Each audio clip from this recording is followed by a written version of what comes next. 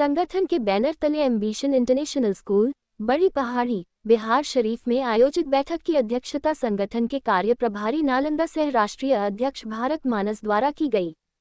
इस बैठक में निजी विद्यालयों से संबंधित कई अहम मुद्दे पर विचार विमर्श किया गया।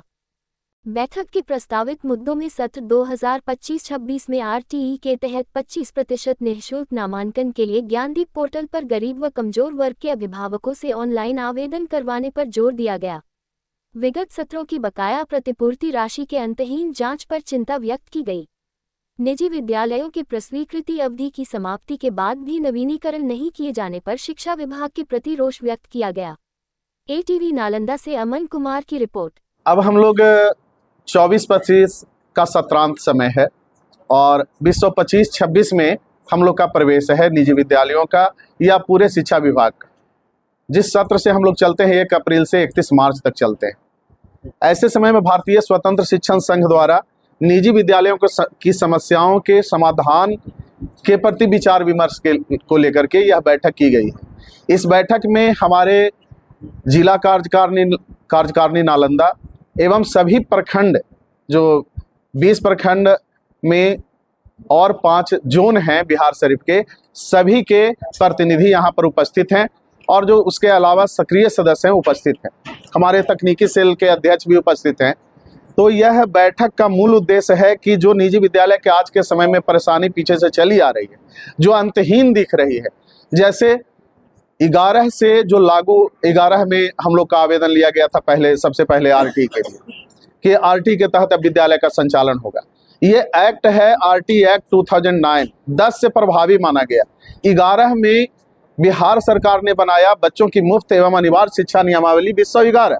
उसके तहत लगभग नवंबर महीने आवेदन लिया गया था प्रस्वीकृति के लिए, बहुत खींचतान के बाद, जबकि इस प्रस्वीकृति को 3 महीने में होना था, वह नहीं हो करके 13 में पहली बार बिहार राज्य के किसी भी जिला में प्रस्वीकृति शुरू हुई और उसी में नालंदा जिले में भी प्रस्वीकृति शुरू हुई। निरंतर यह संगठन कार्य किया और अपना प्रयास किया। 14 से लेकर के अभी तक प्रस्वीकृति की संख्या पूरे राज्य भर में बढ़ी। नालंदा में सबसे अधिक प्रस्वीकृति हुई और ऑफलाइन नवीनीकरण होता था। अब जो पैसे आने थे प्रतिपूर्ति के, बार बार कहा गया कि 11 से आपने कितने मुफ्त बच्चों को पढ़ाया। यह जब आता है सूचना तो पहले तो पीछे बार बार जब भी केंद्र सरकार के द्वारा, राज्य सरकार के द्वारा, तो 11-12 से सूचना मांगी जाती थी अद्यतन समय तक, लेकिन कभी भी यह नहीं ध्यान दिया गया। कभी भी माननीय न्यायालय के निकट अभी हम लोग उस तरह से पहुंच नहीं पाए कि 11-12 में अगर हमने पैसा पढ़ाया बच्चों को, तो आप 15-16 में पैसा देने की या 16-17 में पैसा देने की बात क्यों सोच रहे हैं? सत्रांत आपने राशि क्यों नहीं उपलब्ध कराया?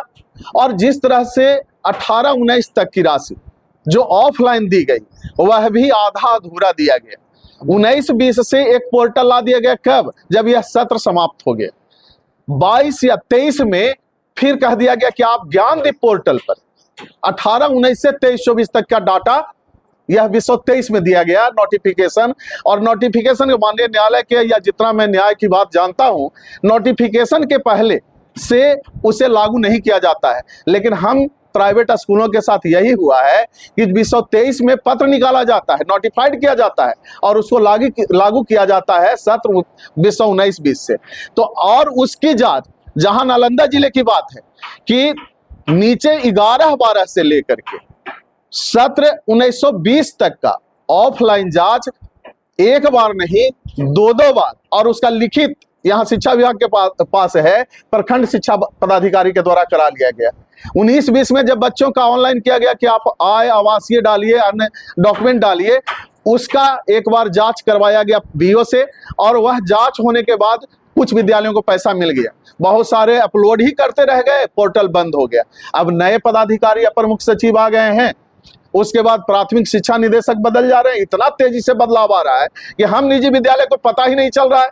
अगर हम एक वर्ष का, ये पूरा एक सत्र का, वर्ष का नहीं, अगर हम 2024-25 का अगर हम आरटीआई डालें, या आप मीडिया बंधु के निकट हम कह रहे हैं कि अगर सिर्फ नालंदा जिला में डालें कि विभाग से निजी विद्यालयों के लिए पत्र कितना निकाला गया है, तो 365 दिन के हिसाब में अगर निजी विद्यालयों के जो पत्र निकाला गया है, उसकी संख्या कम से कम 200 होगी। क्या हम लोग विद्यालय चलाएंगे? आपने हमको क्या सरकारी सुविधा दिया है? हमको कौन ऐसा दे दिया है कि कंप्यूटर ऑपरेटर दे दिया है जिसके जरिए हम अपना डाटा आपको दे दें? आपने हमको कहा कि आधार अपलोड कीजिए। आधार अपलोड करने के लिए प्रत्येक प्रखंड में 2-2 सेंटर की बात किया, लेकिन उस 2 सेंटर में भी नालंदा जिला में कितने सेंटर कार्यरत हैं और उस सेंटर पर जाने पर गार्जियनों के साथ क्या होता है, इस पर क्या कभी विभाग ध्यान देती है? तो इन सारे इसमें जिला शिक्षा विभाग की संवेदनहीनता है, कार्यहीनता है, कर्महीनता है। वो निजी विद्यालय को एक सौतेला व्यवहार के तरीके से देखते हैं। सबसे पहले कहते हैं कि सभी सरकारी विद्यालयों में एडमिशन 100% करा दीजिए, उसके बाद कहते हैं कि 25% निजी विद्यालय ले, तो हवा से ले। और आज मीडिया में जब कई बार हम देखते हैं कि निजी विद्यालय एडमिशन नहीं ले रहा है, तो निजी विद्यालय को तो अब पोर्टल बना देने के बाद आपने एडमिशन लेने का अधिकार ही नहीं दिया है। कब? जब गार्जियन डाटा अपलोड कर देंगे। अब डाटा अपलोड कर देंगे, उसके बाद डाटा सही पाया जाएगा, बीओ उसके द्वारा सही कर देंगे, तब जाकर के हम लोग एडमिशन लेंगे। और जहां कहीं न लेने वाली बात आती है तो उनकी समस्या भी सुनी जाए। अब 24-25 का सत्र समाप्त हो रहा है। 24-25 में जो भी एडमिशन लिया गया है वो ऑनलाइन लिया गया है। कई गार्जियन का बच्चा जिसने सही डॉक्यूमेंट दिया, बीआरसी में जो बीओ साहब बैठते हैं, प्रखंड शिक्षा पदाधिकारी का जानकारी का अभाव के कारण उनको रद्द हो गया और उनका बच्चा नामांकित हो गया है निःशुल्क में। वो शुल्क देना नहीं चाहते हैं, उनके साथ क्या होगा? क्या आप सत्रांत जिन बच्चों का एडमिशन आप शोध कर रहे हैं, क्या सत्रांत वो राशि दे देंगे? तो हम क्या ठेकेदारी करने के लिए बैठे हैं कि भैया 1 साल आज पढ़ाएंगे, अब 5 साल के बाद जांच पर जांच और जांच पर जांच, फिर 23-24 तक जो जांच है अब दे दिया गया हमारे आदरणीय जिलाधिकारी को पावर, और उसके तहत कई पदाधिकारी को 5 विद्यालय 6 विद्यालय करके दे दिया गया है। वह भी मुश्किल से 100-150 के लगभग है। जहां 600 स्कूलों में जो हम लोग डाटा अपलोड कर पाए, पीछे का डाटा कहां से आए? बच्चा लॉकडाउन में चला गया, हम लोग को किसी प्रकार का क्षतिपूर्ति राशि भी नहीं दिया गया। तो निजी विद्यालय में भी 3 कैटेगरी है। एक बड़े कैटेगरी वाले हैं जो तो आरटीए से बाहर हैं, जिनको आप अल्पसंख्यक ग्रुप कहते हैं, जो जैसा नोट्रे डेम है, बहुत बड़े बड़े विद्यालय हैं। कुछ जो एफिलिएटेड स्कूल हैं तो उनकी समस्या अलग है।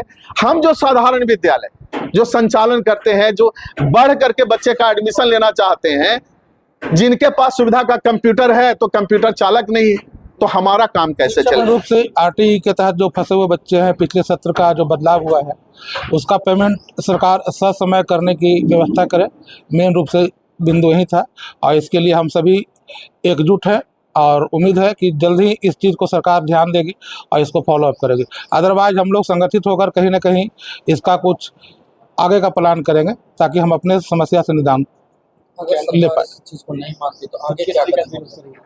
नहीं मानने तो पढ़े लिखे इंसान है। फाइनली हम लोग ऐसा नहीं अनशन पर बैठेंगे, उनके समक्ष अपनी बातों को और मजबूती से प्रदान करेंगे। एक साथ अभी आप नालंदा में देख रहे हैं, स्टेट लेवल पर, नेशनल लेवल पर जरूरत हो तो वहाँ जाकर हम लोग अपनी मांग को रखेंगे, क्योंकि ये हमारे विद्यालय के शिक्षकों द्वारा हम उस चीज़ के लिए मांग कर रहे हैं जो हमारे द्वारा पढ़ाए हुए बच्चे हैं, आरटीई के तहत पढ़ाए हुए बच्चे हैं, उनको विधिवत करने के लिए हम लोग डिमांड करें।